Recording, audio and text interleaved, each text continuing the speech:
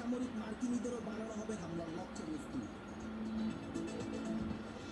এবং পারমাণবিক স্থাপনার তেজস্ক্রিয় পদার্থ আগেই সরিয়ে নেওয়ার দাবি তেহরানের। হামলা চালানো ডোনাল্ড ট্রাম্পকে নেতানিয়াহুর ধন্যবাদ।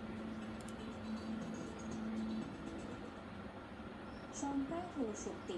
ইরানের 3টি পারমাণবিক কেন্দ্র লক্ষ্য করে হামলা চালিয়েছে যুক্তরাষ্ট্র। হোয়াইট হাউসে জাতির উদ্দেশ্যে দেওয়া ভাষণে মার্কিন প্রেসিডেন্ট জানান, ইরানের ফোর্দো, নাতানজ ও ইস্পাহান পারমাণবিক স্থাপনায় সফল হামলা চালিয়েছে যুক্তরাষ্ট্র। দ্রুত শান্তি প্রতিষ্ঠা না হলে ইরানে আরও হামলার হুঁশিয়ারি দিয়েছেন তিনি। এদিকে পরমাণু কেন্দ্রে হামলা চালানোয় ট্রাম্পকে ধন্যবাদ জানিয়েছেন ইসরায়েলি প্রধানমন্ত্রী বিনিয়ামিন নেতানিয়াহু। ইরান বলছে, হামলার আগে পরমাণু কেন্দ্র থেকে তেজস্ক্রিয় পদার্থ সরিয়ে নেওয়া হয়েছিল। স্থানীয় সময় শনিবার ইসরায়েলের হয়ে ইরানে হামলা চালায় যুক্তরাষ্ট্র। এ বিষয়ে সামাজিক যোগাযোগ মাধ্যম ট্রুথ সোশ্যালের পোস্টে মার্কিন প্রেসিডেন্ট ডোনাল্ড ট্রাম্প বলেন, ইরানের ফোর্দো, নাতানজ ও ইস্পাহান পারমাণবিক স্থাপনায় সফল হামলা চালিয়েছে যুক্তরাষ্ট্র। মাটির গভীরে থাকা ফোর্দো পরমাণু কেন্দ্রে ভারী গোলা ফেলেছে মার্কিন বাহিনী। তিনি আরও বলেন, পরমাণু কেন্দ্রটি নিশ্চিহ্ন হয়ে গেছে। সব বিমান এখন ইরানের আকাশ সীমার বাইরে বলেও দাবি করেন তিনি।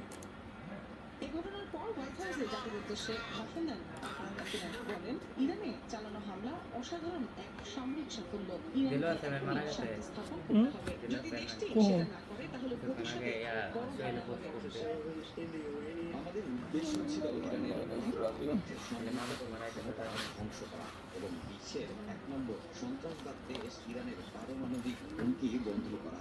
মধ্যপ্রাচ্যের দাপট দেখুন, ইরান এখন শান্তির পথ বেছে নিতে বাধ্য।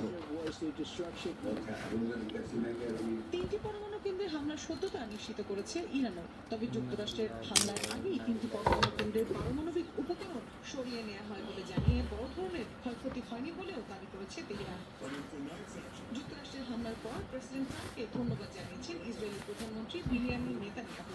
বলেন, প্রেসিডেন্ট ট্রাম্প বিশ্বের সবচেয়ে বিপজ্জনক শাসক গোষ্ঠীর হাত থেকে অস্ত্র ছিনিয়ে নেওয়ার উদ্যোগ নিয়েছেন। ইতিহাস আপনাকে মনে রাখবে, ট্রাম্পের নেতৃত্বে আজ এমন এক মোড় তৈরি হয়েছে যা মধ্যপ্রাচ্য সহ গোটা বিশ্বের জন্য শান্তি ও সমৃদ্ধি। প্রেসিডেন্ট ট্রাম্প ও আমি প্রায় বলি, শক্তির মাধ্যমে শান্তি আসে।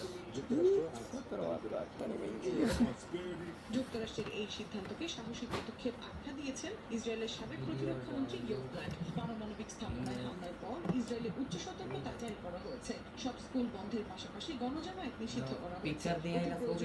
সাধারণ মানুষকে বাইরে বের না হতে নির্দেশনা দিয়েছে। অনুমোদন নেননি আর মাত্র 3 ঘন্টা 20 মিনিট হয়েছে, আর কিছুক্ষণ কথা বলে একটু পরে যাই।